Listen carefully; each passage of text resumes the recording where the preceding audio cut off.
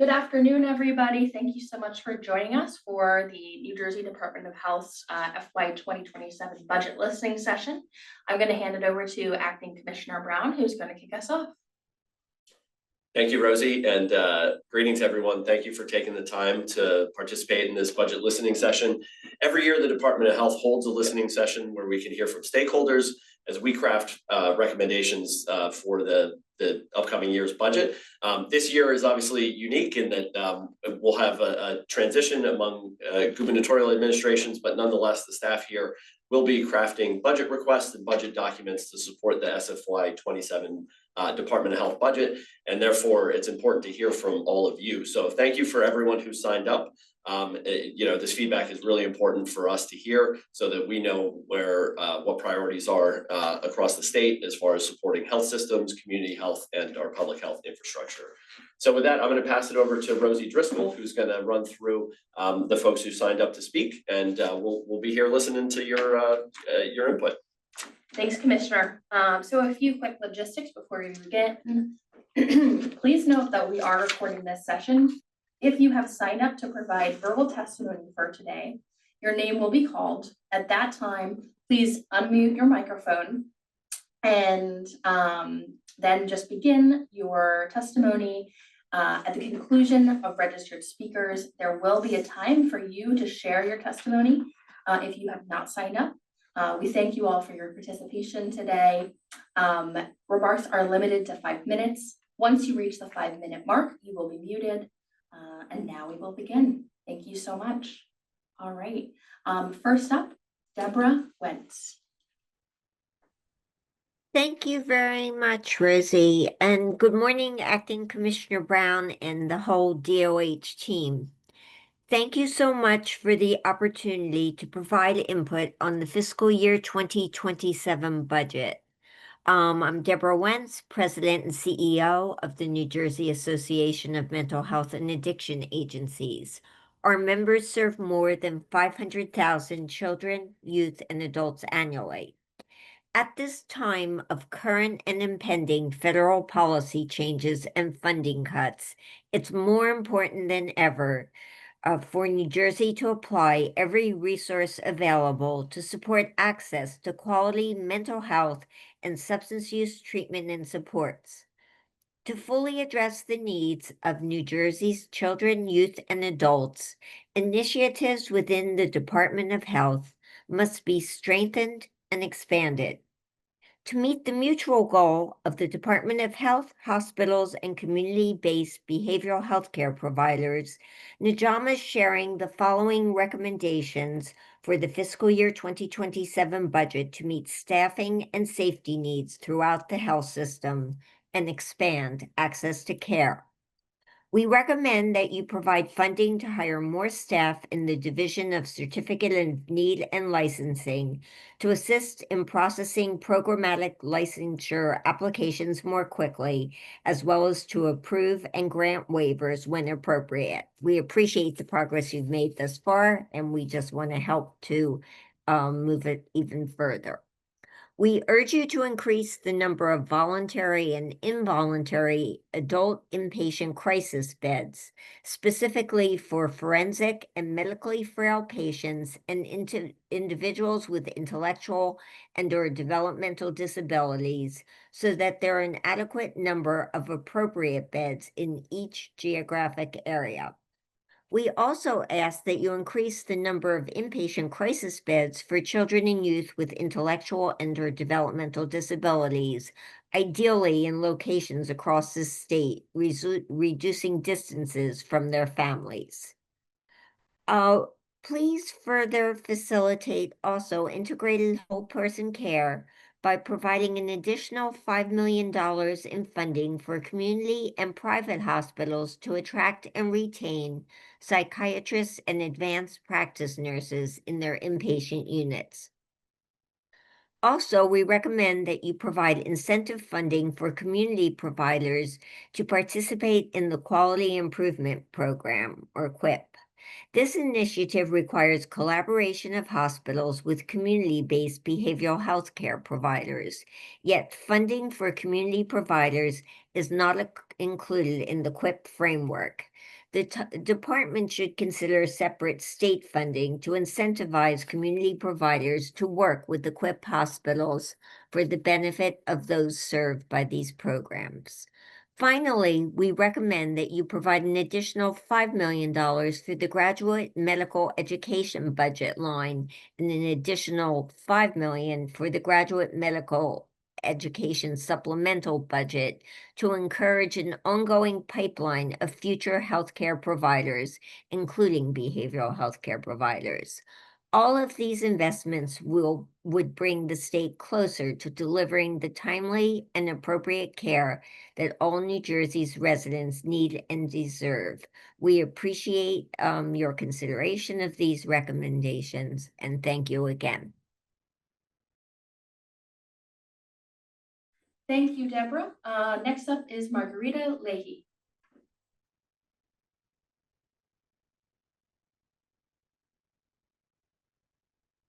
Margarita, are you present?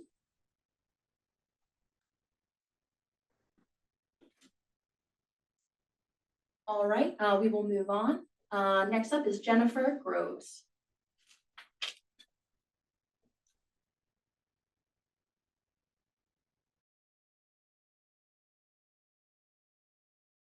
Jennifer, are you present?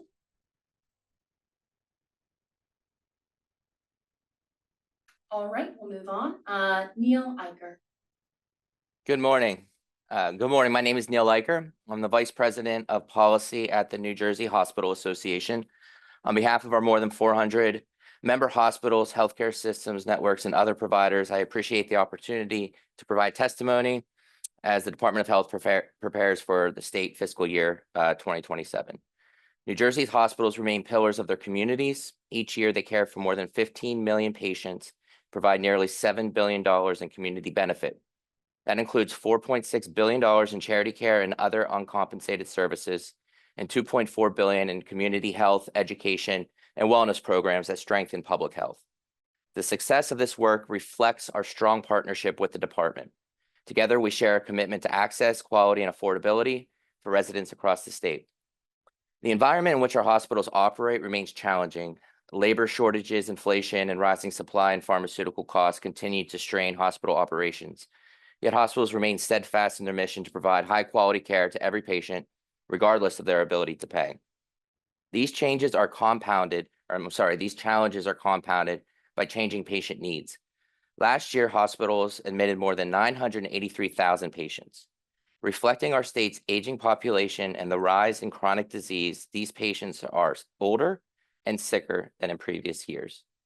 NJDOH's own analysis found that in 2022, 26% of hospitalized patients had 8 or more chronic conditions, a sharp increase among adults over 45. Many face illnesses such as heart failure, sepsis, and pneumonia, which result in longer hospital stays, higher acuity, and more emergency visits. Even with these rising demands, New Jersey hospitals continue to deliver exceptional care, consistently ranking among the top 10% nationwide in quality and patient safety. The department's quality improvement program, which was mentioned earlier, remains a valuable tool in supporting innovation and improving maternal and behavioral health outcomes. NJDOH strongly supports its continuation. Maintaining this quality depends on people who provide care every day. Continued investment in workforce education, training, and retention is critical to sustaining capacity and ensuring access to care.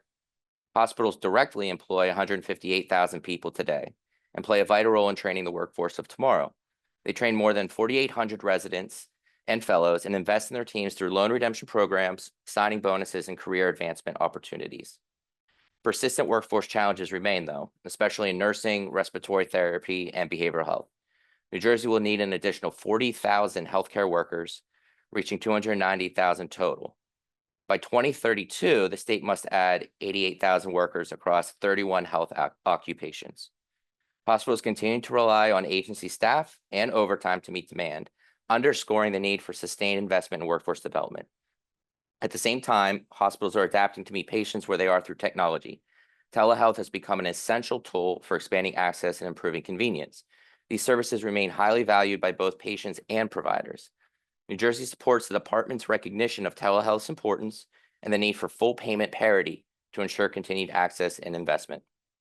The healthcare now faces seismic change. The One Big Beautiful Bill Act includes more than $1 trillion in healthcare cuts, primarily targeting Medicaid.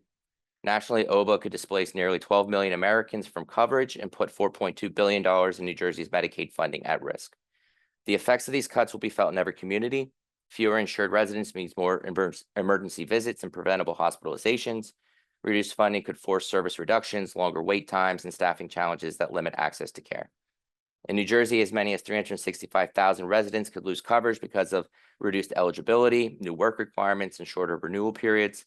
And the expiration of the marketplace premium subsidies at the end of 2025 could further increase the number of insured. As coverage declines and federal funding drops, hospitals will rely on the department's partnership to sustain access and preserve stability. NJDOH also appreciates the department's leadership in pursuing new federal funding through the Rural Hospital Transformation Initiative. To conclude, New Jersey's hospitals employ hundreds of thousands of residents, serve as economic anchors in every community, and provide life-saving care to millions each year. NJDOH values the department's continued partnership and its commitment to protecting the health of New Jersey's people and the hospitals that serve them. Thank you. Thank you, Neil. I also got a message that Jennifer Groves is on. So Jennifer, you can unmute your mic whenever you're ready.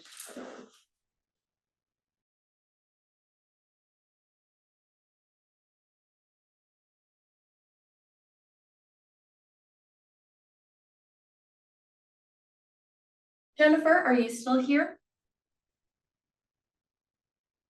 All right, we will come back to you if you are able to join later. Stephanie Choi.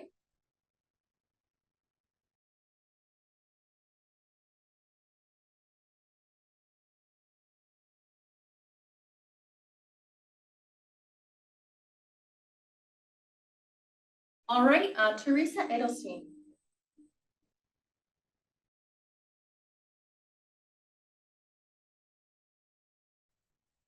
Good morning. Thank you, Rosie. Good morning, Commissioner and DOH team. It's great to be with you this morning. My name is Teresa Edelstein, and I am here today on behalf of Jim McCracken, the President and CEO of Leading Age New Jersey and Delaware. I serve as the regulatory consultant to their association. Leading Age New Jersey and Delaware represents over 160 primarily nonprofit, mission-driven aging services providers, and represents the full continuum of care: nursing homes, assisted living, home and community-based services like home health, PACE, hospice, and assisted living programs, as well as independent, affordable senior housing. In the interest of time, I will keep my remarks brief. Leading Age New Jersey and Delaware also acknowledges the commitment and hard work of the Department of Health team in the division of CNNL, healthcare facilities and field operations, as well as in the area of emergency planning, preparation, and response.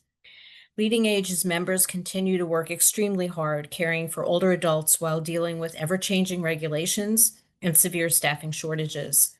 Many of the organizations have made it their mission for more than 100 years to take care of the frail and elderly in our state.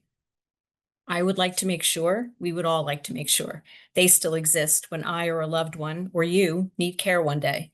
The number one priority for Leading Age's members is making sure they have the staff and resources to provide quality care for older adults. While we greatly appreciate the support that both the legislature and administration have provided to our sector for the last few years, the truth is that reimbursement rates have not kept pace with the increasing cost of providing care. And the association has serious concerns about the future of long-term care in New Jersey, especially in light of H.R. 1, which, among other things, will reduce the retroactive eligibility period from 90 days to 60 days for Medicaid beneficiaries sometime in late 2026. Leading Age New Jersey and Delaware is appreciative that last year's state budget allowed for increases in the nursing home provider tax, and we're grateful that the state is working toward implementing a cost report-based rate-setting system through the Department of Human Services.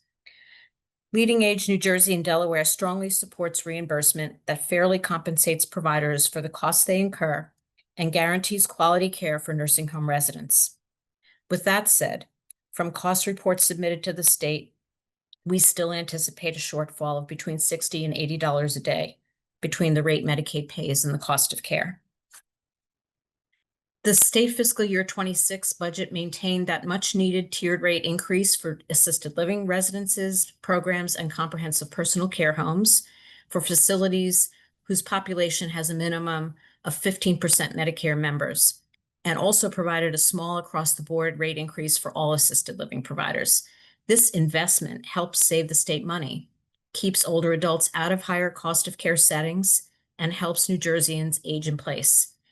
We ask that the state budget maintain nursing home and assisted living funding and include further increases to the Medicaid reimbursement rates when possible. Leading Age also respectfully requests that the state consider an increase in the asset limit for Medicaid to align with the asset threshold of the JAC program, which is $40,000. The current asset limit for state plan benefits forced low-income older adults and people with disabilities into deep poverty and disproportionately harm people of color. With estimated cost savings for the state, this change will create parity and reduce coverage gaps across existing state programs, enabling increased access to critical services that support older adults as they strive to live in the community. Last but not least, across the continuum of care, Leading Age New Jersey and Delaware members continue to face extreme challenges due to the workforce crisis. Therefore, any investments in workforce development targeted specifically at aging services would be greatly appreciated and is of the highest priority to our members. To conclude, I just want to reiterate that these are very serious times for aging services providers, their staff, and those they care for in our state. Increased funding is critical now more than ever. Thank you again for your time today. And Leading Age New Jersey and Delaware looks forward to working with the department as the budget process continues. Thank you. Thank you, Teresa. I'll now call on James Darley.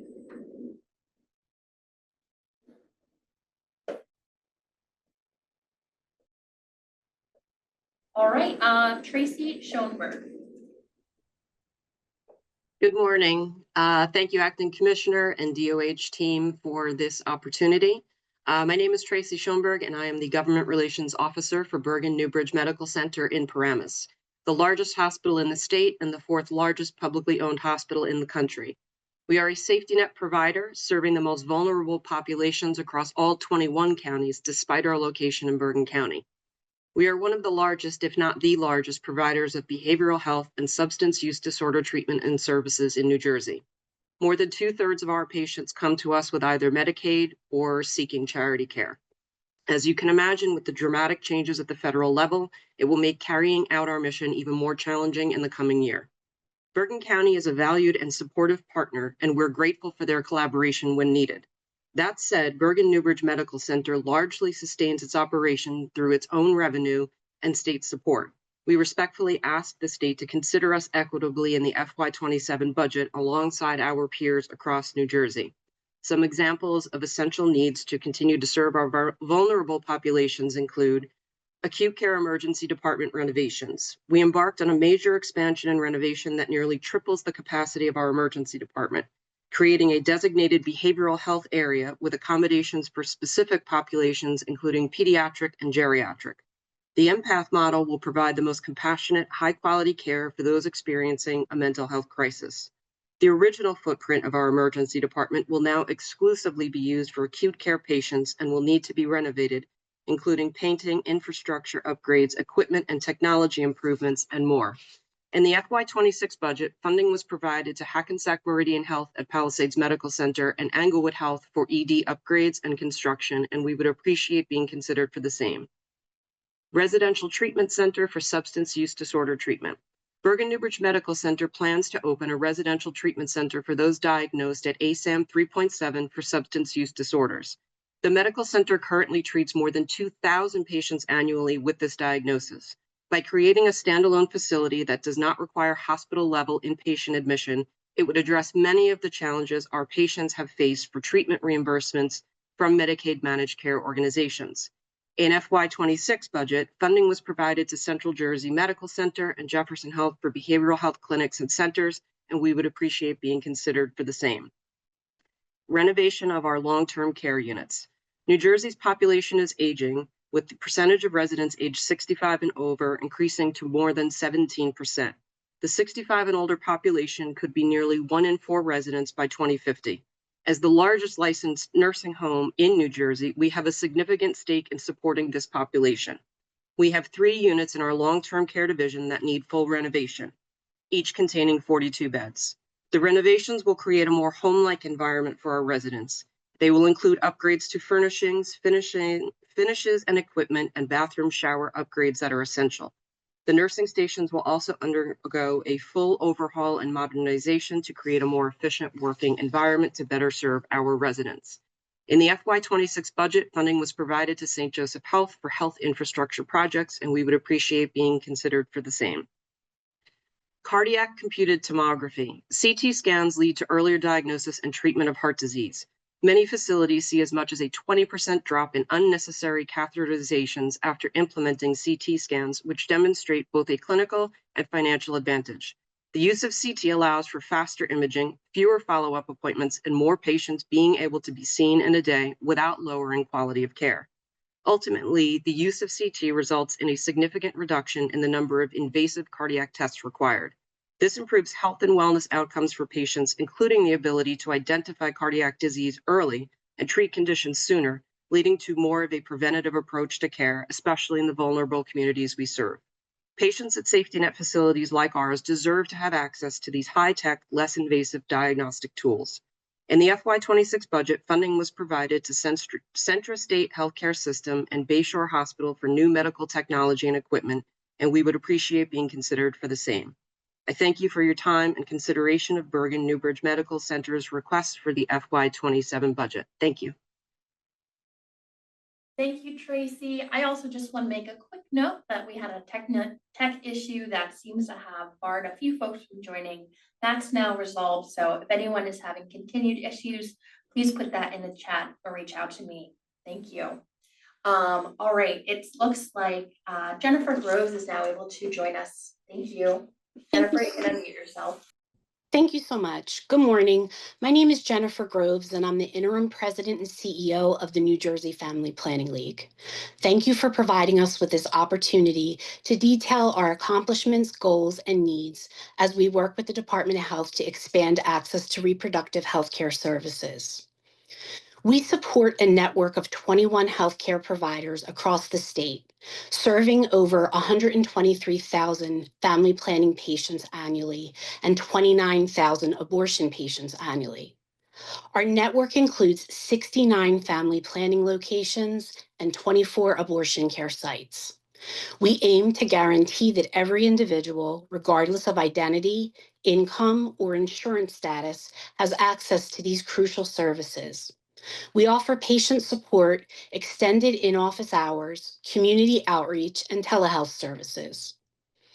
Through a network of family planning providers, we offer comprehensive care, including STI screenings, contraceptive services, and comprehensive reproductive health education.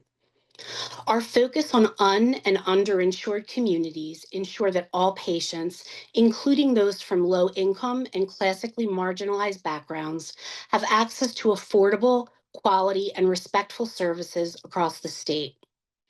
Our efforts on the Maternal Health Innovation Project have expanded to include enhanced provider training and education that is open to all providers, not only those funded through our service grants. To continue providing essential services and to reach our goal of equitable, accessible, high-quality, patient-centered reproductive health care across New Jersey, we need to focus on several major funding priorities. It's critical to ensure that trusted reproductive health services continue to be there for communities across New Jersey, regardless of the changes nationally. This includes expanding capacity and geographic coverage so healthcare providers are able to keep up with patient need for time-sensitive services, even as reduced access in other states drive people to seek care in New Jersey. New Jersey stands as a model for reproductive healthcare access. The availability of these essential services must be maintained and expanded for all residents and the visitors seeking them. The League is actively pursuing strategic partnerships with providers in South Jersey and other regions where there's a scarcity of reproductive health care options.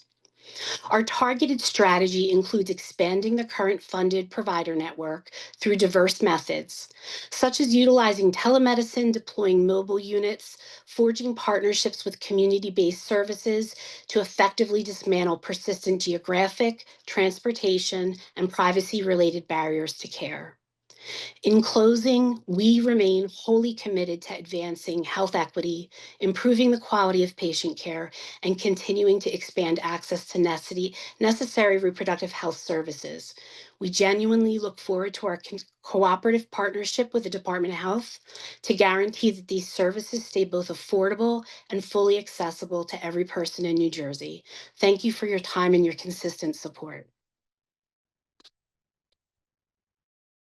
Thank you, Jennifer. Steve Labuti. I'd like to thank the interim commissioner and the staff for this opportunity. I'm Steve Labuti. I'm the director of the Rutgers Cancer Institute, New Jersey's only NCI, National Cancer Institute designated comprehensive cancer center, one of only 54 in the United States. And with the opening of our Jack and Cheryl Morris Cancer Center in New Brunswick, the state's first freestanding cancer hospital, we're one of only 13 such cancer hospitals in the United States. I wanted to start by first acknowledging and thanking the state for unwavering commitment to the Cancer Institute and the partnership that we've enjoyed in driving new cancer discovery and screening of our most vulnerable patients in New Jersey for early stage cancers. New Jersey ranks 6th in the nation for cancer incidence, and in 2026, there'll be more than 57,000 New Jerseyans diagnosed with cancer, and over 16,000 will succumb to these diseases.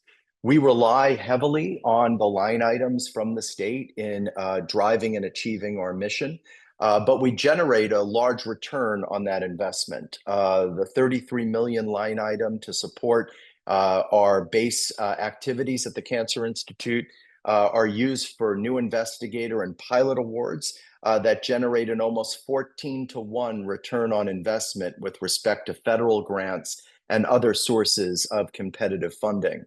I want to highlight, in addition to that base funding, 4 programs that I think are of incredible importance. The first is Screen NJ.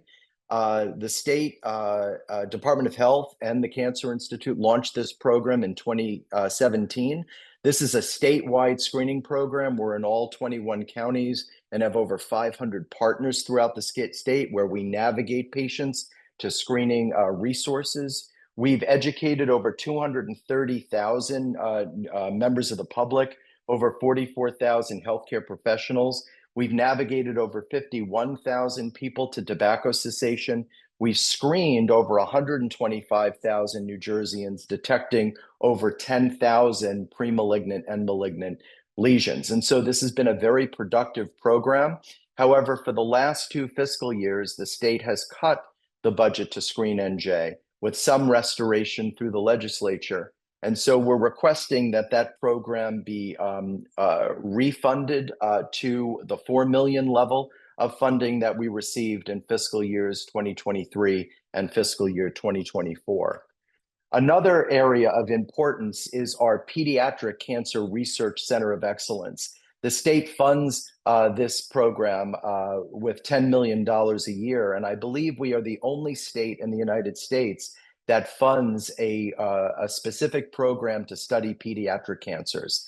This program, too, has had a tremendous return on investment. We have launched a pediatric cell therapy program, have been able to recruit internationally recognized investigators, and have received significant federal funding as a result to help drive our research in our youngest patients. Finally, I just want to mention a new initiative that I think is incredibly important, and New Jersey has a chance to be in the lead among states in driving a new form of cancer therapy called cancer immunotherapy, specifically cell-based therapy, where we can take immune cells from patients with cancer, genetically modify those cells outside of the body, grow them into large number, and reinfuse them. It's a one-time treatment. It's a living treatment, your own cells. And we've seen remarkable results in solid tumors where heretofore this strategy has worked only in heme malignancies. And so we're requesting a new line item in the FY27 budget of $4 million to help support our cutting edge cell therapy program, which we believe will enable us to create partnerships with industry in New Jersey and ultimately become self-sustaining. And so with that, I will once again thank the state for their partnership in lowering the burden of cancer for the people of New Jersey. And I have submitted my testimony in writing and hope that we can work together to extend and expand our investment in ending this disease. Thank you. Thank you for your testimony. We'll now move on to Kathy Chin. Thank you, Rosie. Can you hear me? Ken. Great. I was having. Hello, everyone. My name is Kathy Chin, the Executive Director of ABCD. Commissioner Brown, DOH staff, and the New Jersey Early Intervention staff, during the span of the Murphy administration, working closely with Senate Majority Leader Teresa Ruiz, your achievements have been considerable. Thanks to you, armies of occupational, speech, and physical therapists continue to show up at family homes each week to support and instruct families and to teach infants and toddlers how to walk, talk, and gently play with toys, minimizing and sometimes preventing permanent disability. It's easy to forget that this was not a reality for infants and toddlers with developmental disabilities and delays over a generation ago. Thank you for defending society's achievements. Thank you in advance, for I have no doubt the proposed budget you pass to the next administration will reflect this dedication. Our therapists find their work extremely rewarding because they make a difference in children's and families' lives. Their effectiveness is due in no small part to their professional training and licensure. 55% have a master's degree, and 16% have either a doctoral degree or advanced diploma. 58% hold a certificate or licensure for the early childhood years, and 37% for the lifespan. But far too many of these committed and qualified professionals report that they are likely to leave in the next 5 years, while 25% reported looking for a job outside of the field in the last 6 months. Shortages of qualified workers is a pervasive problem across health and human services. Low compensation is not the only, but it is certainly a major factor. This administration has worked hard to ensure that our workforce is well supported, trained, and compensated. We must continue to support the DOH staff and EI providers in this effort so that children do not, quote, face delays and interruptions in accessing the services they need to succeed, end quote. To this end, we request that the early intervention provider rates increase by a minimum of a 3% COLA. And just to echo a position put forward by Najama CEO and President Deb Wentz, we are in full support, and there is a great need for an increased number of voluntary and involuntary beds for individuals who are dually diagnosed with developmental disabilities and mental health issues. Thank you so much for your time and all that you do. Thank you, Kathy. Next, we'll turn to Adara Heilman.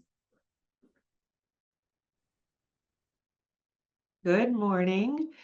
Thank you for having me here to provide testimony today. On behalf of the ARC of New Jersey, I want to extend my gratitude for the opportunity to present our testimony as a recommendation for the Department of Health's fiscal year 2027 budget.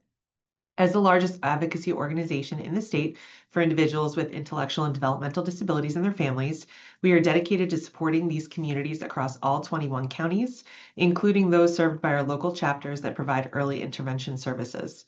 We commend the Department of Health for its continuous efforts to enhance the lives of New Jersey residents, particularly those with IDD and their families.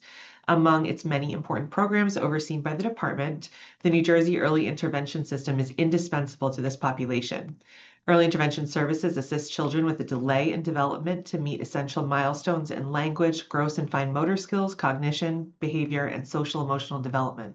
Additionally, early intervention provides invaluable support for families through social work services and parent coaching, ensuring that the benefits of these services extend far beyond the age of 3. We sincerely appreciate the governor and the legislature for funding the funding appropriated in the 2026 budget to increase early intervention rates. This increase was a clear acknowledgement of the significance of these services for infants and toddlers. However, we must highlight the ongoing need for additional funding as the New Jersey early intervention system faces a high access to timely services list. In the realm of early intervention, families cannot afford to wait for services. Many practitioners are leaving the field for better and more consistent compensation elsewhere. Provider agencies are struggling to attract and retain new talent without being able to offer the more appealing incentives offered by school districts and hospitals. It is vital that we make early intervention an attractive career path. To address these pressing issues, we must raise rates to attract more practitioners and incentivize them to enter this vital field. It is essential that early intervention be made appealing to providers as settings such as hospitals and schools, which often encounter fewer challenges in retaining the qualified professionals. This is why we stand with ABCD in urging the department to increase early intervention rates by applying a cost of living adjustment, thereby supporting the sustainability and the quality of these essential services.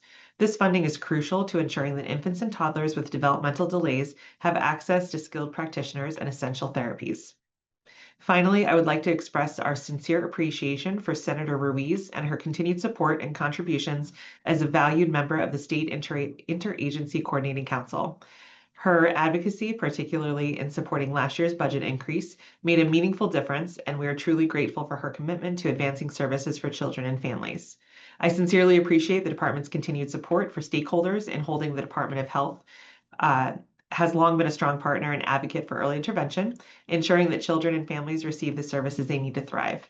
Early intervention services are vital for helping children reach their fullest potential, but the sustainability of these programs depends on the stable and fairly compensated workforce. Rising costs have made it increasingly difficult to retain skilled providers, threatening the quality and the continuity of care. The cost of living adjustment is essential, not only to support those delivering the services, but also to protect the outcomes and the futures of the children and the families we serve. I urge the department to prioritize this adjustment as an investment in both the workforce and the well-being of our youngest learners. Thank you. Thank you for your testimony. Next, I'll call on Frances Palm. Thank you. I will actually pass my comments on to the time for Marilyn Cintron. All right, thank you. And I will next call on Marilyn Cintron.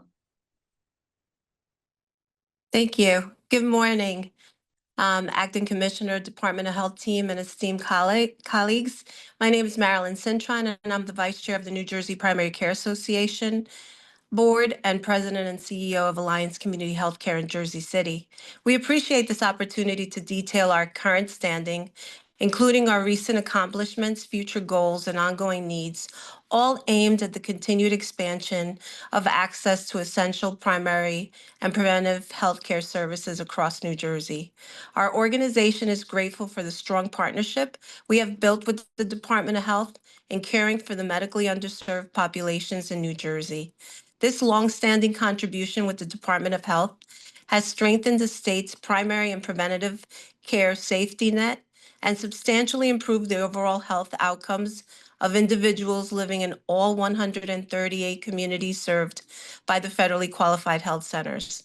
Looking ahead, our health centers remain resolute in our commitment to work directly with the Department of Health and the incoming administration to ensure that easily accessible health care is delivered effectively and directly to all the individuals who need it most. FQHCs play a crucial role in providing comprehensive and accessible care to low-income and underserved communities statewide, and we're committed to providing that care. There are 23 FQHCs and one FQHC lookalike that operate 138 sites covering all 21 counties in the state.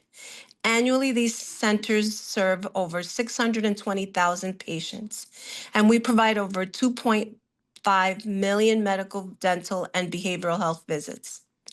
FQHCs also make healthcare more accessible for nearly 182,000 special population patients that include homeless, veterans, public housing residents, farm workers, and school-aged children in underserved communities. To ensure access to care for these traditionally disenfranchised communities, New Jersey FQHCs operates 7 homeless centers, 3 seasonal farm worker programs, 3 public housing, 8 mobile units, and 16 school-based sites to make sure that care is accessible for these vulnerable groups. Currently, 1 in 6 Medicaid beneficiaries in New Jersey receive their health care at the FQHCs. FQHCs provide high-quality care at a cost-effective rate. New Jersey's average per day per patient cost of care is 69% lower than other office-based provider settings, a considerable savings over higher cost care settings. To continue providing essential services and reach our goal of equitable, accessible, high-quality, patient-centered healthcare across New Jersey, we need to focus on several funding priorities. Due to the Medicaid rollbacks, work requirements, and reduction in the marketplace premium subsidies, nearly 400,000 individuals are likely to join the uninsured rolls in New Jersey. Changes in emergency Medicaid would pose significant challenges to maternal health and infant health. Low-income, uninsured individuals are more likely to forego needed care and end up in more costly care settings, like a hospital emergency room, costing the state even more money. FQHCs provide care regardless of the patient's ability to pay or insurance status. However, the declining uncompensated care funds and increasing complexity in receiving reimbursement for uninsured visits at the center pose a real threat to health center financial viability.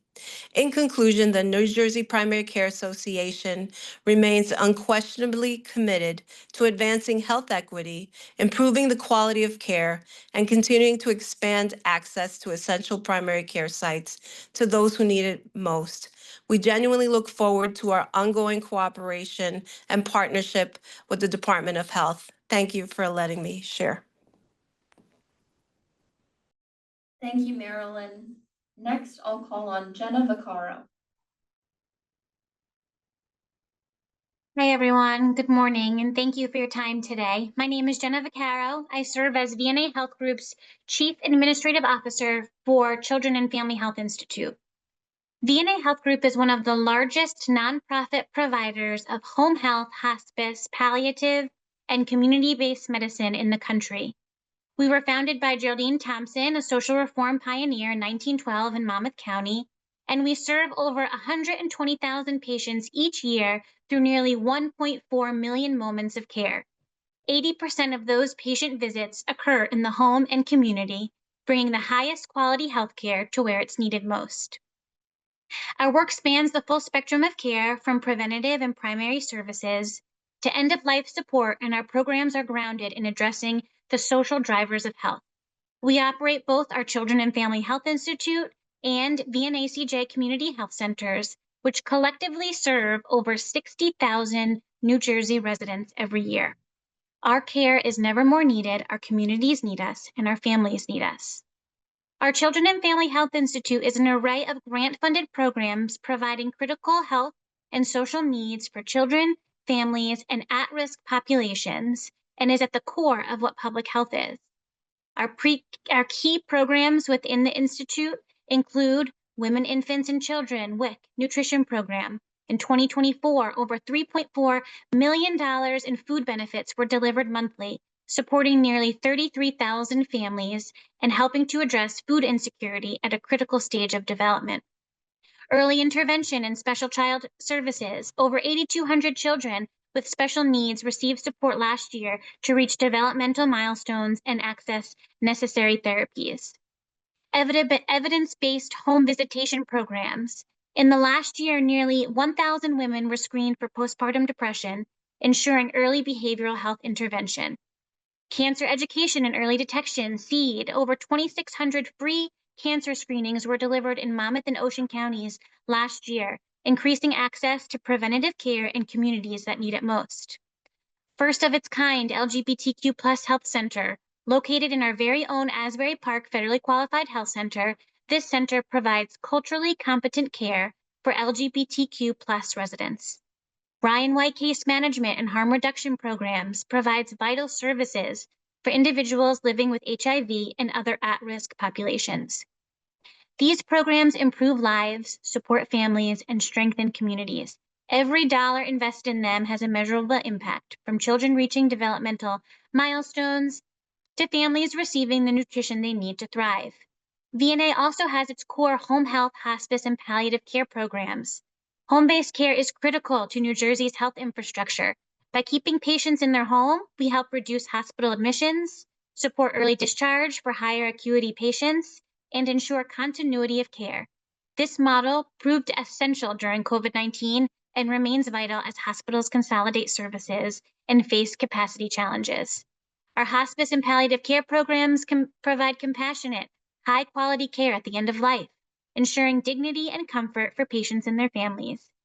These services also relieve pressure on hospitals and long-term care facilities, creating a more sustainable healthcare system. We have 4 community health centers within our VNA Health Group programs. Located in Asbury Park, Keyport, Red Bank, and Freehold, these serve nearly 18,000 local residents through 60,000 visits last year. The center provides primary care, dental services, behavioral health, chiropractic care, and Ryan White services for individuals living with HIV. As the state considers its fiscal year 2027 budget, we urge attention to programs that directly impact access to care, population health, and health equity. Our community health centers, WIC, cancer education and early detection, home visiting, and other key public health initiatives. Adequate state funding ensures that these mission-critical programs can continue to serve the lives that rely on them each year, many of whom are on Medicaid, uninsured, or otherwise vulnerable. We're facing federal reductions in home health payments, which place additional strain on local providers. With proper state support, VNA Health Group can continue to provide cost-effective, high-impact services that reduce unnecessary hospitalizations, improve health outcomes, and strengthen New Jersey's public health infrastructure. VNA Health Group has been serving the New Jersey communities for over 113 years. We've witnessed pandemics, world wars, countless challenges, yet one constant remains. VNA Health Group is here for the good of the community, and we're here for good. With the state's support, we'll continue to deliver the right care at the right time in the right place for those who need it most. Thank you. Thank you for your testimony. Next, we'll call on Laura Janone. Hi, I'm here.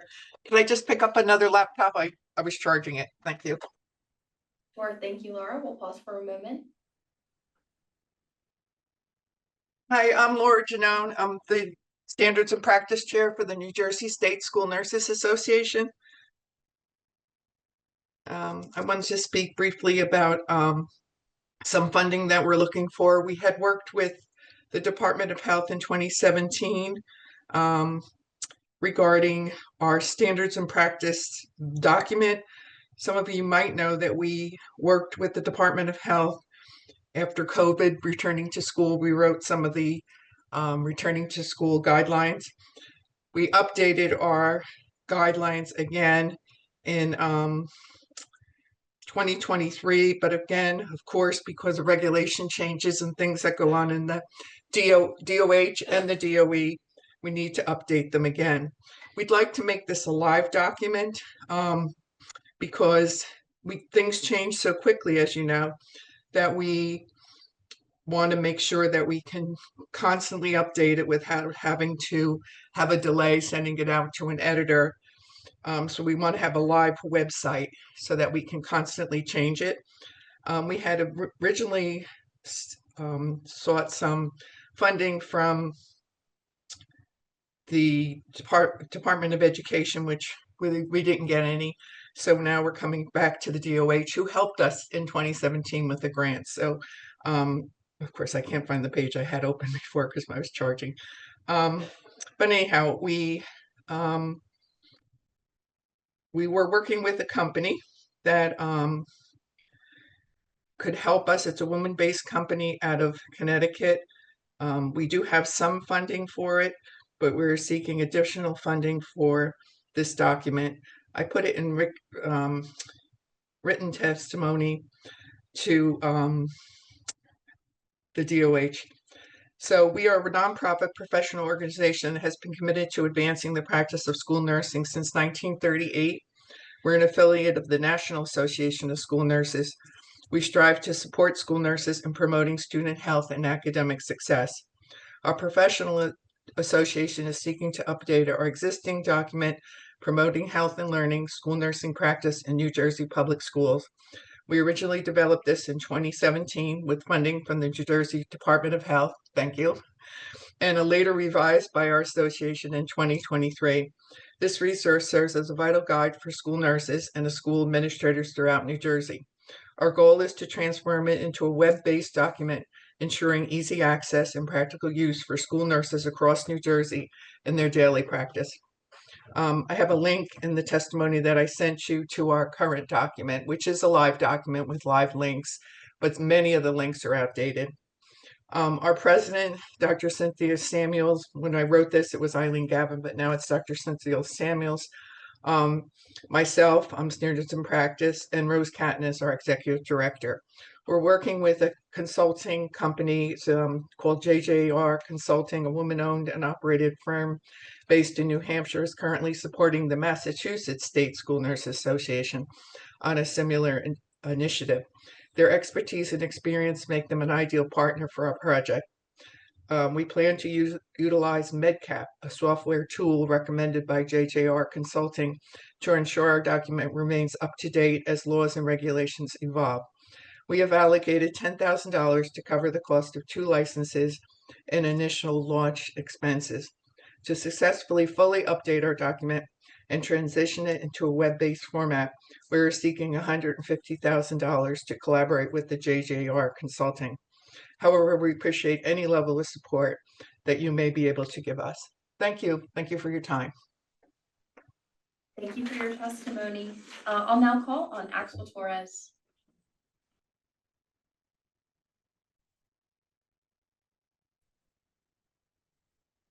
Thank you. Good morning.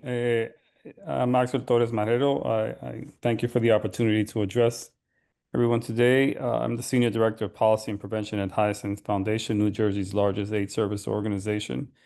And I want to speak on behalf of people living with HIV in New Jersey, especially those dependent on federal and state safety net programs, including the AIDS drug distribution program. Hyacinth AIDS Foundation urges the Department of Health to safeguard and strengthen funding for HIV testing, prevention, surveillance, and treatment continuity. So why it matters is that more than 38,000 people living with HIV are in New Jersey, and the New Jersey ADAP program provides medication to over 6,400 individuals living with HIV.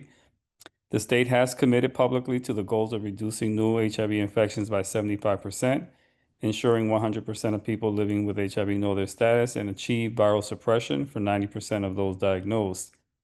Robust surveillance data shows that in 2020, New Jersey, nearly 1 in 5 individuals living with HIV were not engaged in care. And it also matters that recent cuts to Medicaid will result in at least 4,000 individuals living with HIV to lose healthcare coverage. Those individuals will have to be placed on ADAP, the payment of last resort. It will be the only program that will ensure access to life-saving medications. This will, again, increase the need for state funds in 2026. ADAP is essential for all program participants, especially and particularly for those who are undocumented individuals living with HIV. At this moment, it is the only program, again, the only program where low-income HIV-positive individuals, regardless of their immigration or insurance status, can access life-saving antiretroviral medication. It also provides payment assistance with health insurance premiums that ensures participants remain in care and are virally suppressed. At the federal level, Medicaid and SNAP have sustained catastrophic cuts. New Jersey will soon face the consequences of those funding cuts. We face the risk of individuals living with HIV falling out of care, losing viral suppression, and becoming infectious. Given the current cuts in federal funding, the state must ensure that ADAP is a priority of investment. Surveillance is also critical to the formula to end AIDS in our lifetime. Accurate, timely surveillance data tells us who is newly infected, who is not in care, who is not virally suppressed, and where the gaps are. Without this information, we cannot direct resources efficiently or monitor progress towards our goal Surveillance is the foundation of prevention and care strategy. If underfunded, we risk blind spots that undermine our ability to reach New Jersey's ending the epidemic targets. So federal funding shortfalls must not translate into gaps in care or prevention. All proposed federal funding cuts and changes will decimate HIV prevention and surveillance nationwide. In New Jersey, any decline in federal support must be counterbalanced by the state. If prevention, surveillance, or treatment access is weakened, the gains we've all made, including viral suppression, reduced transmission, and reduced new infections, will disappear. Moreover, when people living with HIV lose access to Medicaid or SNAP, the ability to remain virally suppressed is jeopardized. When people living with HIV remain virally suppressed through consistent treatment, they cannot physically transmit the virus. Achieving viral suppression for 90% of those diagnosed must be the core of any plan to end the epidemic. So if funding for ADAP, Medicaid, prevention, or surveillance falters, we risk losing viral suppression in individuals, and that will lead not only to deadly health outcomes, but increased transmissions as well. So our recommendations are to fully fund ADAP and ensure its eligibility, formulary, and operational stability are maintained. The current request is for $35 million. Recognizing that the Governor's AIDS Advisory Council provides critical community oversight and stands ready to advise, DOH should request formal budget and program recommendations and ensure that they are prioritized. The state must commit to offsetting shortfalls in federal testing, HIV testing, prevention, and surveillance grants. We must maintain all existing surveillance systems and data to care initiatives, and recognize that HIV is still a social justice issue and health equity issue. Supporting undocumented people and protecting Medicaid and SNAP access are critical to health and viral suppression. I'm proud to say that New Jersey has the opportunity and responsibility to lead in the face of federal funding cuts and program assaults. The irony is that we know the winning formula needed to end the epidemic. We have made amazing strides in reaching that goal, yet today we face the real possibility that it can all come crashing down because of federal action. We can reach our goals of ending the epidemic, but only if we guarantee treatment access, prevention, testing, surveillance, and social support. Thank you for your time and your leadership in ensuring that people living with HIV in New Jersey continue to thrive, remain healthy, virally suppressed, and contribute to an HIV-free future. Thank you. Thank you for your testimony. I'll now call on Sid Rosen.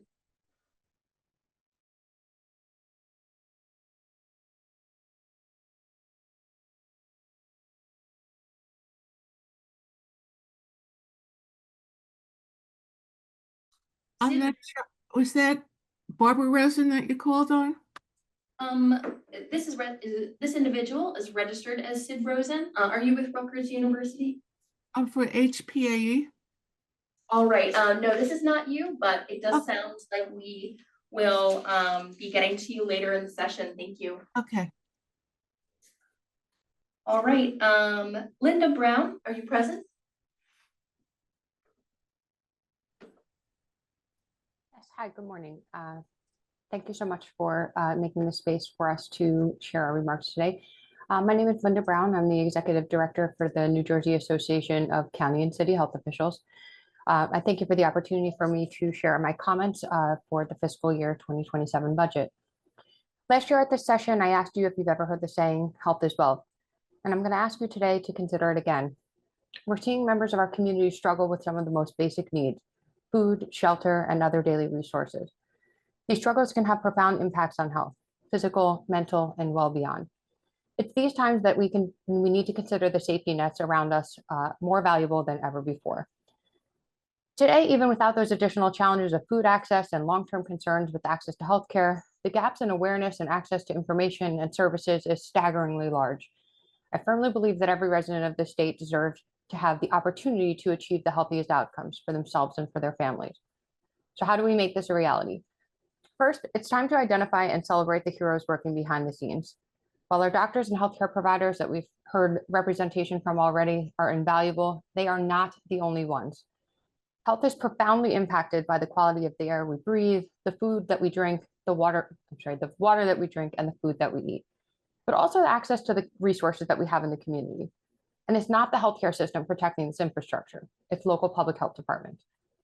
So today I'm representing the thousands of highly skilled, educated, passionate, and incredibly undervalued workforce of our 103 local health departments serving the state of New Jersey.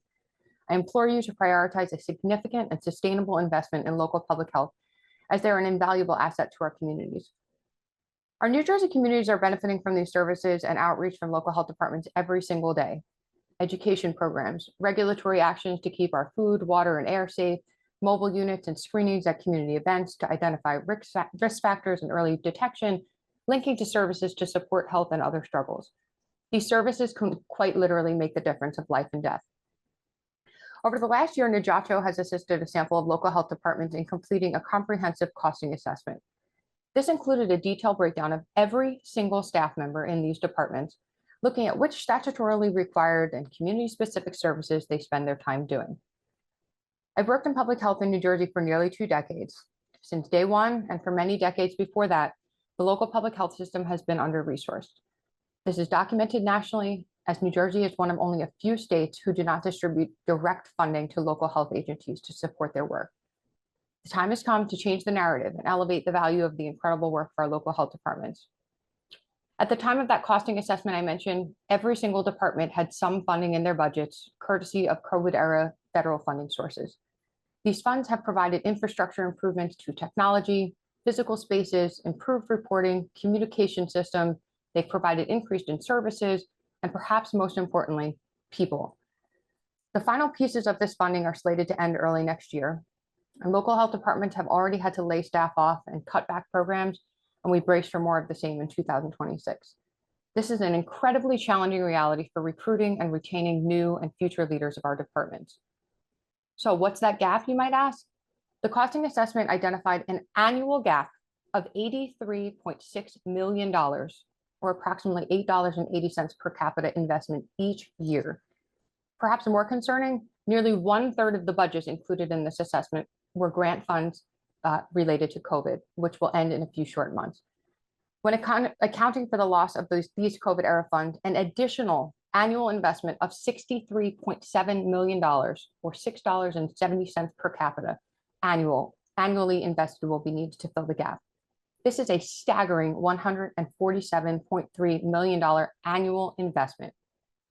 I ask you to consider how valuable your health was, or your family, or your fellow community members. An investment in local public health is an investment in communities, their residents, and the core of what public health stands for: protect, promote, prevent. It is time to change the story in New Jersey, where local tax bases have had to absorb the expenses, or public health leaders have had to piecemeal non-sustainable funding sources to, quote, get by. NJDOH has been extremely grateful for the partnership with the New Jersey Department of Health, which has grown significantly in the past few years. And we look forward to a budget proposal, including funding for local public health with fiscal year 2027. At a time when new and existing pockets of our communities are vulnerable, I ask you to consider what a strong link local health departments have throughout this state. Local health departments work every single day to understand their communities, serve their needs, and protect them from an immeasurable number of risks. They need your help more than ever. It's time to support them directly with sustainable, flexible funding. Thank you. Thank you for your testimony. We'll now turn to Peter Tabbitt. Good afternoon, Acting Commissioner Brown and Department of Health Leadership. My name is Peter Tabbitt, and I am a licensed health officer and director of the Rockaway Township Division of Health, which provides public and environmental health services to several municipalities in Morris County. I'm also a past president of the aforementioned New Jersey Association of County and City Health Officials, which is a nonprofit organization composed of public health professionals whose members, generally the managers of our local health departments, have been protecting New Jersey's public and environmental health since 1911. Our local health departments are the vanguard in keeping our communities safe from public health risks. And I'm here today with one important ask. I urge you to make a small investment in the public's health across this great state by returning a modest, flexible, and sustained funding source to the Department of Health's fiscal year 2027 budget, which would enable our state's local public health officials to protect residents from both daily and extraordinary risks to their health. Specifically, please reinstate public health priority funding, whatever the name of it may be, at a minimum of $10 million per annum. As some in attendance are aware, local health departments were recipient of one small but crucial source of support from the State Department of Health, which was public health priority funding through 2010, when it was eliminated from the state budget.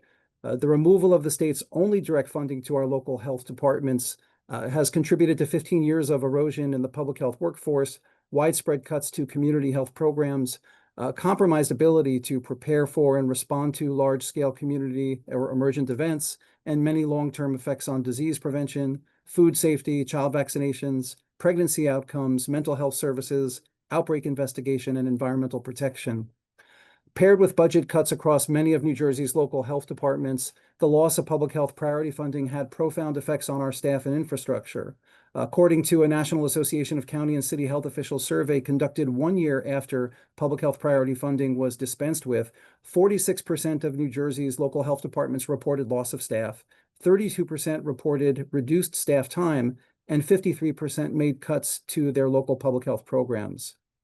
One would think that a 100-year pandemic with an extreme toll on the physical and mental health of our residents, an unprecedented effect on the economy, and an estimated 3 million cases and 36,000 deaths in New Jersey would finally compel restoration of this source of funding to our local health departments.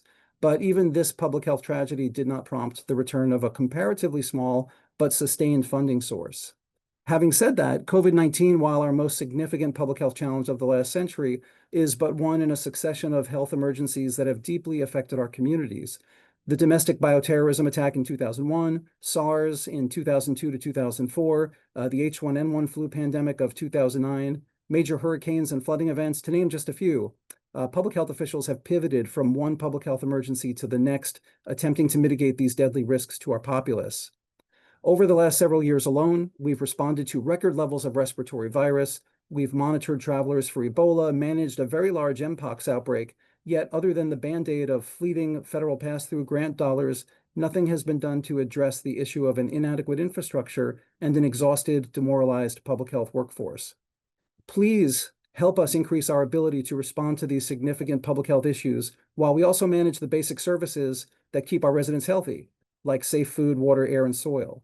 Help us more effectively put boots on the ground, vaccines into people, first responders on the scene of emergent events, so we may best control infectious diseases, address the growing burden of elevated blood lead in our children, and mitigate the myriad other health risks that our communities confront every day.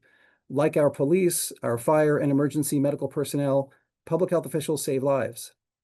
With a modest investment in public health, we can realize improved and sustained outcomes that will help keep New Jersey residents healthier and safer for decades to come. So I thank you for the opportunity to provide my thoughts today. Thank you for your testimony. We'll now call on Lisa Harrison-Gola. Hi, everyone. Commissioner and Rosie, it's great to be here. Sorry. So I'm Dr. Lisa Harrison-Gola. I'm a licensed health officer and a registered environmental health specialist that is now retired from governmental public health, but still very active in the state as an adjunct professor and past president for both New Jersey Association of County and City Health Officials, and currently the past president for New Jersey Public Health Association. After more than 3 decades in public service, research, and teaching, I've really seen firsthand what happens when our local public health infrastructure runs on temporary dollars and tireless people instead of stable investment. Excuse me. When I began my career, New Jersey's local health departments were fully staffed and adequately funded under the Public Health Priority Funding Act.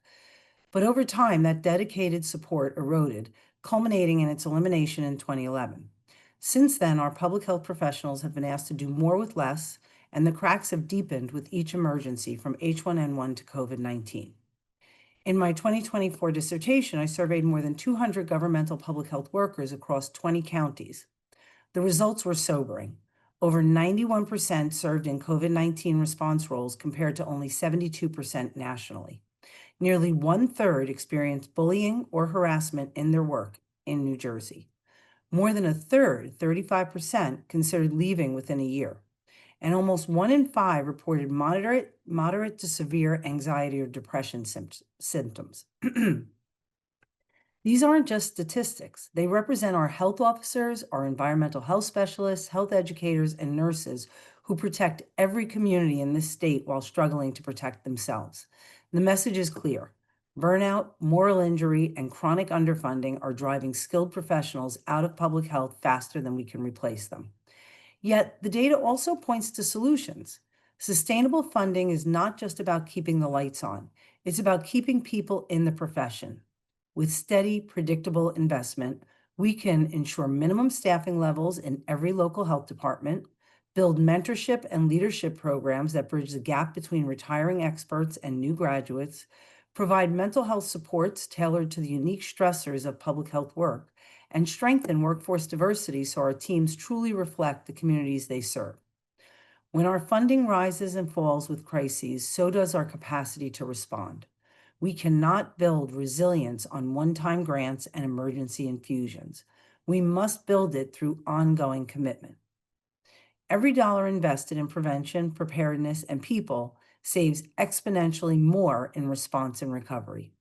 So today, I ask you to fund local public health at a minimum of $10 million and treat sustainable public health funding not as an expense, but as an ethical imperative, one that honors the workforce who shows up every day when the world shuts down. Let's move from reaction to resilience, and let's ensure that doing more with less becomes doing better with enough. And let's give New Jersey the sustainable public health system its people and its professionals deserve. Thank you. Thank you for your testimony. I'll now call on Candace Davenport.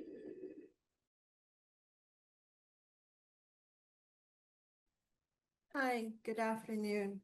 Thank you for the opportunity to speak today about New Jersey Department of Health budget and how you can make a lasting impact in every community by investing in a system that already exists and already works, our local health departments. New Jersey's 565 municipalities depend on a network of 104 local health departments. Together with the state health department, we form the bridge between other state agencies and local partners. Some of us serve a single town, while others serve multiple municipalities or even entire counties. I serve as the health officer for Maplewood and South Orange in Essex County, representing about 44,000 residents. I want to share what local public health looks like on the ground and what sustainable funding could achieve. Across our two towns, 6.5 full-time licensed and certified professionals provide all local public health services. Every day, we inspect and license nearly 200 restaurants, 26 childcare centers, 9 public schools, and facilities ranging from pools, camps, tattoo and body art facilities, and vape shops. We also manage animal control, investigate infectious disease outbreaks, and coordinate with hospitals, schools, and local government. If you walk into my office today, here's what you would see. Our one public health nurse is helping 4 childcare centers control a hand, foot, and mouth outbreak while giving flu shots to our township employees. Our one health outreach coordinator is sharing information about SNAP benefits, organizing a blood drive, and helping residents complete health insurance applications, often in English, Spanish, and Haitian Creole. And I am updating local officials on measles cases. New Jersey has had 11 this year, a vaccine preventable disease that shouldn't be returning. I'm also drafting ordinances on vape stores and childcare licensing, managing contracts for data modernization, approving animal care services, handling environmental complaints with our one registered environmental health specialist, and coordinating community food deliveries, a need that has grown recently with the SNAP suspension. All of this happens locally because that's where public health lives, in our neighborhoods. We're the first to see how flooding, food insecurity, or loss of federal funding directly impacts our towns. And because we are local, we know our neighbors, and we can provide rapid response to the unique needs of each community. And no one else at the municipal level has our role or authority. We're the ones who enforce state and local health laws. We maintain direct lines with infection control teams at local hospitals. We can mobilize healthcare volunteers in an emergency, and we were the trusted voices during the COVID-19 pandemic, providing guidance, clinics, and life-saving vaccines. More than 35,000 New Jersey residents died of COVID-19. Without local health departments, that number would have been much higher. So let's talk about funding. It costs about $600,000 a year to run a local health department for 2 towns. Right now, federal grants pay for about half of my staff, but that funding ends in June of 2026. So the question is, when that money runs out, what is New Jersey prepared to do? Because when you fund local governmental public health, you save lives. That's it. You fund disease prevention, disaster response, vaccinations, and long-term community resilience. You fund our ability to respond to rising homelessness and a growing senior population, more residents with disabilities, and the public health impacts of climate change, which will definitely include more zoonotic and infectious diseases that we are currently not prepared for. A recent study found New Jersey would need to invest almost $84 million statewide to meet the minimum level of essential public health services that other states already provide. And this isn't building something new, it's strengthening what already exists. Local health departments already collaborate with code enforcement, planning, law enforcement, OEM, public works and sanitation, schools and libraries. We also carry out inspections and investigations on behalf of other state agencies like the Departments of Environmental Protection, Agriculture, Education, Children and Families, Community Affairs, and Transportation. None of these efforts function fully without your local public health department, and yet we do not receive direct funding from these other sister state agencies. So I just want to make that clear. So as you make decisions this year, I ask you to remember this. A direct investment in local health departments is investing in your constituent safety, stability, health, and well-being. It is giving your communities a future that they deserve. We are your local infrastructure for prevention and protection.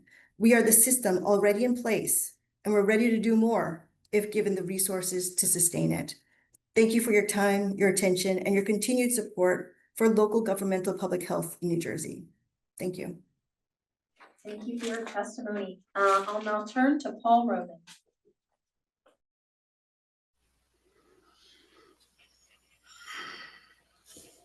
Good morning. Can you hear me? You can.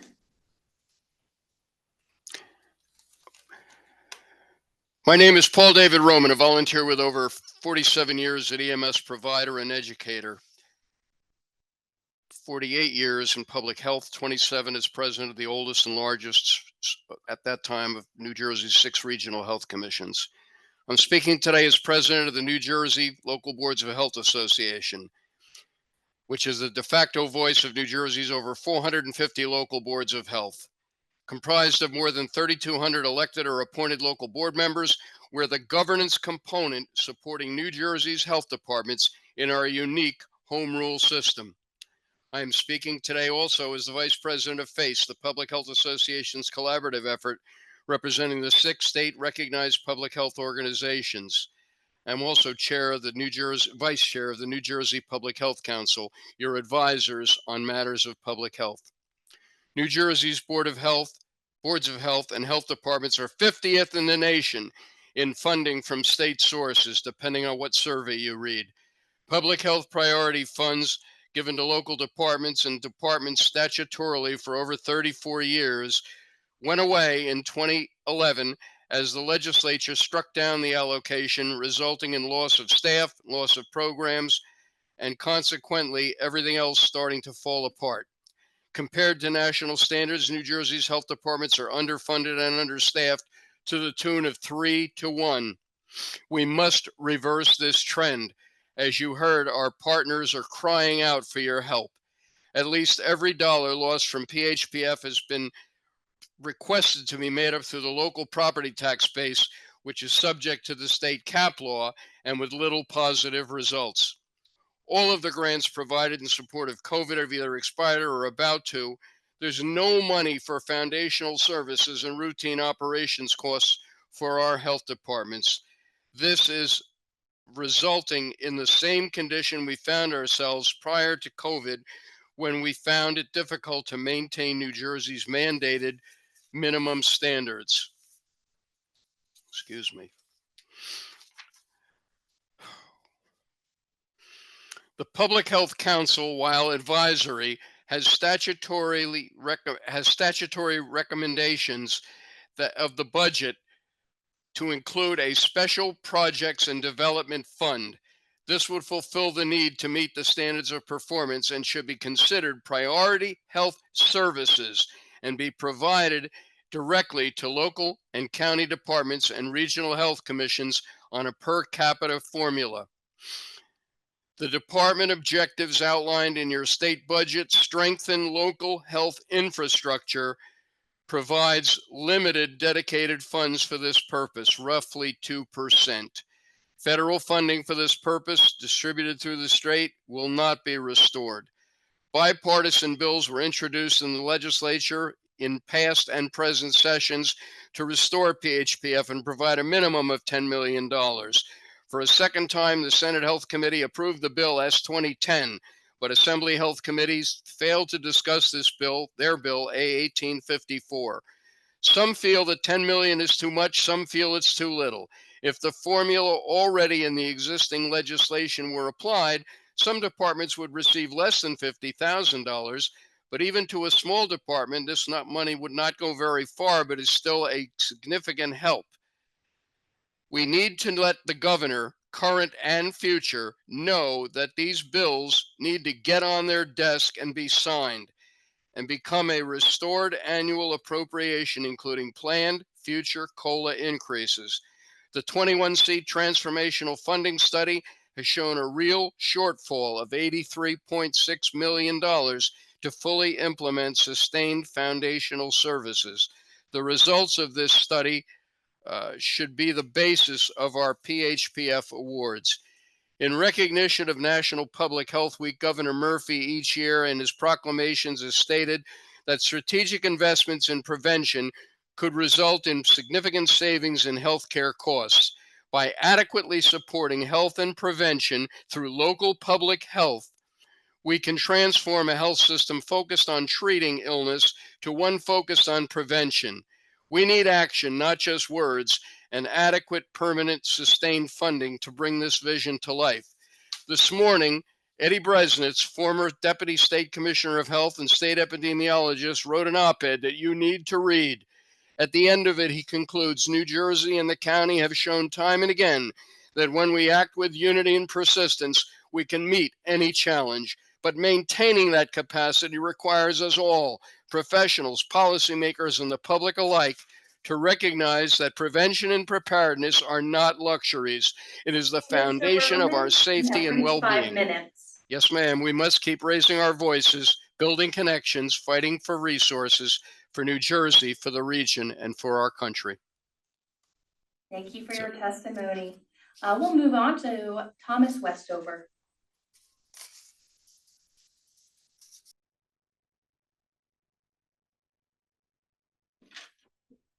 Mr. Westover, are you present? All right, we'll move on to Barbara Rosen.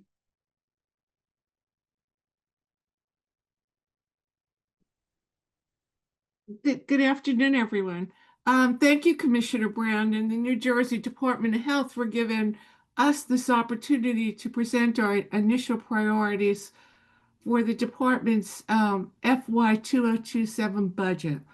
My name is Barbara Rosen. I am the first Vice President of Health Professionals and Allied Employees, which is the state's largest union of healthcare workers, representing 15,000 nurses and healthcare professionals in both private and public healthcare institutions. I'll make my comments short today because we submitted written testimony in greater detail. But HPA's primary focus heading into 2026 is to gain passage of the bill S-2700 A3683, which is called the Patient Protection and Safe Staffing Act, that will create nurse-to-patient ratios in New Jersey's hospitals.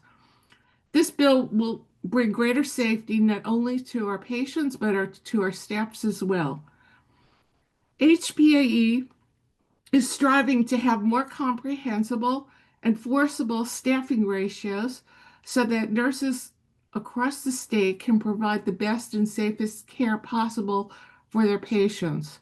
This bill will promote retention of healthcare workers and also reduce costs incurred by greater numbers of turnover in the hospital. I just want to note that HPAE made gains in 224 and 225 by collaboratively determining enforceable staffing ratios in 11 of our union contracts covering 14 New Jersey hospitals. While state mandate is preferable for the safety and health of all patients and staff, we need ratios that cover everybody. New Jersey's current nurse staffing ratios have not been updated since 1987 and fail to cover broad areas such as medical surgical units and emergencies department. Over the course of the last 37 years, which I can attest to because I've been a practicing nurse for the last 50 years, we need oversight and enforcement to make sure that hospitals are safe places. The Department of Health will be the line of enforcement of the new staffing bill, so we include a way to increase the department's revenue stream in our submitted statement so that more staff can be hired to provide necessary inspections and enforcements. We're asking the commissioner of the department to advocate on behalf of University Hospital for increased funding in its line item from the governor in the FY 2027 budget. This will provide the hospital to have resources to have enough staff to provide safe care. With federal cuts to Medicare, Medicaid, and the DSH allotments, University Hospital will see huge shortfalls in revenue in FY 2027. 80% of the university's hospital's revenue comes from government resources. We request that charity care funding be increased by $10 million and GME funding to be increased by $2 million for the FY 2027 budget. Given that Hudson Regional Hospital has been ignoring its regulatory and statutory obligations regarding the attempted closure of Heights Hospital, which is the former Christ Hospital, and layoff of workers, we want to attest to the vital importance of the certificate of need process plays in the oversight of hospital ownership transfers, unit and bed reductions and closures. The division of certificate of need and licensing is essential to patient safety, worker stability, and healthcare access for all New Jerseyans. We ask the commissioner to budget wisely for continued oversight and guidance and to hold those who defy the regulations accountable. Thank you for taking your time to consider our suggestions and requests. Thank you for your testimony. We'll now move on to Giovanna Clifton.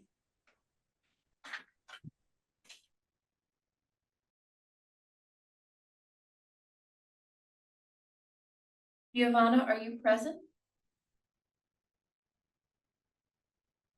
All right, we'll move on to Shauna Kane.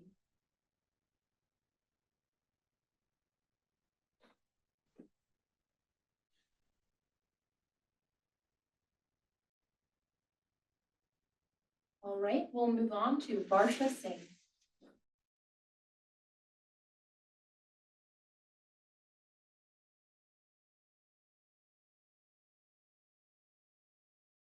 All right, we'll move on to Lynette Medeiros. Good afternoon, Commissioner and members of the Department of Health. My name is Lynette Medeiros, and I'm currently the Assistant Health Officer for Wayne Township. I also serve as the Advocacy Chair for the New Jersey Association of City and County Health Officials, as well as the past President of the New Jersey Environmental Health Association. Together, these organizations represent the dedicated professionals who protect the health, safety, and well-being of every New Jersey resident, often quietly and too often invisibly. Over the past several years, our local health departments have faced a perfect storm, recovering from the trauma and exhaustion of the pandemic while responding to an ever-growing list of public health threats. From opioid overdoses, emerging communicable diseases, vaping amongst youth, housing insecurity, chronic disease prevention, vector control, environmental contamination, natural disasters, social and mental health crises that are all now a part of our daily work. At the same time, New Jersey families are struggling with record inflation, rising housing costs, food insecurity, and increasing healthcare expenses. These pressures do not exist apart from public health. They are, in fact, public health. When people cannot afford medication, basic healthcare needs, have food insecurity, or live in unsafe or unsanitary conditions, local health departments are the safety net that step in to protect them. Yet that safety net has been unraveling for more than a decade. In 2011, the elimination of public health priority funding stripped away the only dedicated state support for local health departments. Since then, New Jersey has remained one of the only states in the nation without stable, reoccurring state funding for health departments. What remains are patchwork grants, emergency allocations, and local property tax dollars, temporary and prescriptive funds that cannot sustain the infrastructure needed for prevention, preparedness, and community resilience. The result is predictable. Fewer staff, fewer services, slower responses, and a workforce on the verge of burnout. Many departments are forced to choose between providing programs and triaging different services, decisions that no one committed to public service should ever have to make. We are not asking for excess, we are asking for stability, for the means to do our jobs effectively and to protect the people who call New Jersey home. When an outbreak in a restaurant is prevented because an inspector caught a critical violation, that's prevention. When a public health nurse helps a mother find prenatal care or provides a vaccination, that's prevention. When an animal control officer partners with local veterinarians to host a free rabies clinic, protecting both pets and people, that's prevention. When a health educator teaches families how to prevent chronic health diseases through nutrition, exercise, and screening awareness, empowering them to live longer, healthier lives, that's prevention. Prevention saves lives and saves money. The department's investment in public health is an investment in every New Jersey resident, in the worker who can't afford to miss a day's pay, in the senior living on a fixed income, and in the child whose school lunch may be their only meal of the day. Today, I urge the Department of Health and the Commissioner to restore and expand state public health priority funding in the FY 2027 budget to ensure every health department has the staff, tools, and training to meet the needs of its community. This funding is not charity. It is an investment in infrastructure. It is what keeps the next emergency from becoming a catastrophe. It is disheartening to see young professionals leave the field because they can no longer sustain the workload or the pay. We stood by New Jersey residents during their most fearful hours. Now we ask that you stand by us to help rebuild, strengthen, and sustain the local public health system that protects us all. Thank you for your continued support and for recognizing that a healthy state begins with a robustly funded health departments. Thank you. Thank you for your testimony. I'll now call on Elise Pivnik.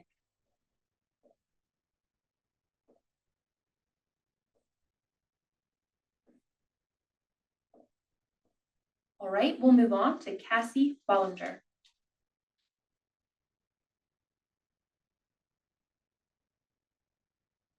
Okay, we'll move on to Melissa Acree. Good afternoon and thank you. I'm Melissa Acree, the CEO of New Jersey 211, and I'd like to thank you, Acting Commissioner Brown and the DOH leadership team for this opportunity to speak with you today. New Jersey 211 is a statewide nonprofit who's been providing the 211 information and referral service for the past 20 years. We help people to connect to both health and human service programs. Our service is free, it's 24/7 and in multiple languages. Every day we help people navigate the social determinants of health. Housing, food, and utility assistance are among the top needs that we handle. Our callers include seniors, single mothers, low-income families, and individuals facing homelessness. This year alone, we've answered 10,000 more calls for help than last year, which we anticipate to be a total this year of 335,000 calls. We also have people search our online resource directory and that's happened 750 times this year. Right now, our system is responding to the growing needs of residents impacted by the federal government shutdown and the ongoing SNAP benefit crisis. Since mid-October, we've received calls related to food insecurity and have had over 12,000 online searches for food. We are working very closely with Department of Human Services, the Governor's Office, Speaker Coughlin, the United Ways, and food banks to keep people informed with accurate information. And we know these calls and searches for food and other essential needs will continue to escalate as we move into 2026. Our 211 service not only supports residents every day, but also plays a very critical role during public health emergencies. During COVID-19, we operated a 24/7 hotline for the Department of Health, assisting the public, handling more than 110,000 calls over a 22-month period. We are also written into the state emergency operation plan under 4 specific emergency support functions, one of which is public health. In this capacity, 211 becomes a victim identification contact center, providing the public with a way to report missing loved ones. This requires a 4-hour activation turnaround. With the FIFA World Cup games and the nation's 250th anniversary approaching, it is imperative that we remain ready to respond. This vital responsibility depends on strong infrastructure and adequate support to sustain it. To prepare for and execute this role, as well as to meet the growing daily demand for our services, we are requesting an appropriation of $350,000 in the fiscal 2027 Department of Health budget. This is to support the general operating costs of our everyday 211 service, which pivots to respond during emergencies. NJ211 stands at the intersection of health and human services. And with this investment, we can ensure that no call for help goes unanswered, whether it's a family struggling to find food today or community facing the next public health emergency. Thank you for your partnership and your consideration as we work together to advance the health and the well-being of all New Jersey residents. Thank you for your testimony. We'll now move on to Colin Rozier.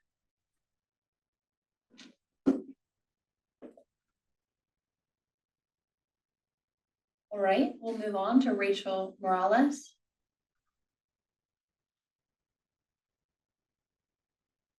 All right, we'll move on to Kim Bayam.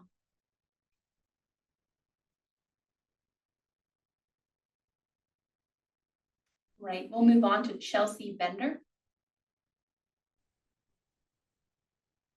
Thank you. And thank you for this opportunity to speak. My name is Chelsea Bender, and I'm the Development Director of Reach Out and Read New Jersey.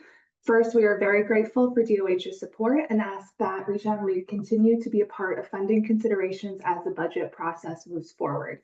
Together, we have made real progress in supporting families, clinicians, and the New Jersey pediatric care infrastructure.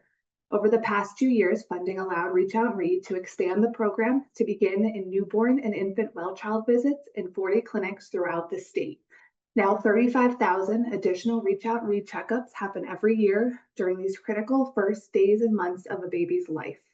Over the past 4 years, state funding has allowed us to purchase 85,000 books for babies and helped more than 100 medical providers train and building connections begins at birth, which is a CME accredited training focused on early relational health. Reach Out and Read is backed by science. The evidence base shows our model changes parent behavior, and it means healthier brain development and family routines for families. Studies also show it helps address social determinants of health by connecting families with vital resources, increases well child visit attendance, and enhances developmental screenings and fosters stronger relationships between families and providers. At the same time, it boosts clinic morale and provider satisfaction, creating a healthier, more supportive environment for children and the healthcare teams that serve them. There are currently 108 clinics throughout the state and almost every county providing Reach Out Read New Jersey to the most vulnerable families in our state. Reach Out and Read is in almost every FQHC, in hospitals, and in private practices. More than 75,000 New Jersey families every year are a part of Reach Out and Read. 87% of these families do not use private insurance, and 34% speak Spanish at home. It is heartbreaking to think about how many kids show up to kindergarten having barely ever touched a book. These children are already behind their peers before starting school, and we know that can have lifelong implications on health, education, and other aspects of life. But at Reach Out and Read checkups, doctors are prescribing books to their families and giving them a brand new book to take home. Each book is chosen for the child's developmental stage and the family's language and culture. Very often, these are the only books in the home. The Reach Out and Read conversations doctors have about books are just as important as the ones about sleeping, eating, and car seats. In fact, an American Academy of Pediatrics policy statement stated that literacy promotion is essential for children's health and specifically endorsed Reach Out and Read. Reach Out and Read doctors help parents become their baby's first teachers just by being themselves and opening a book. These parent-child bonding moments, what we know as earlier relational health, is so important for every baby's healthy development and impacts the future of our New Jersey communities. Thank you for your past support and for your future consideration. Thank you for your testimony. I'll now call on our last registered speaker, Bree Azevedo.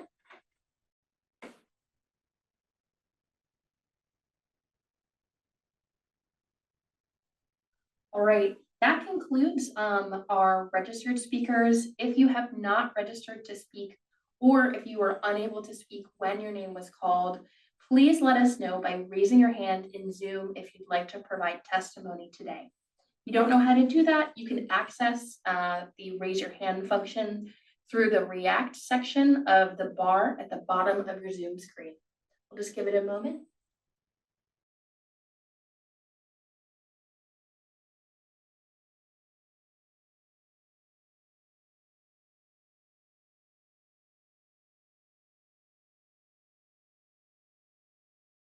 All right, seeing none, that concludes our hearing, and I'll turn it over to Acting Commissioner Brown to close us out for the day. Thanks, Rosie, and thanks again to everybody who provided testimony today. As I mentioned, it's really important for us to hear directly from you on the great work that's happening across the state and the needs for support from not only the Department of Health, but other parts of state government. So, thank you for all the work that you do, and look forward to working with you in the future. Thank you.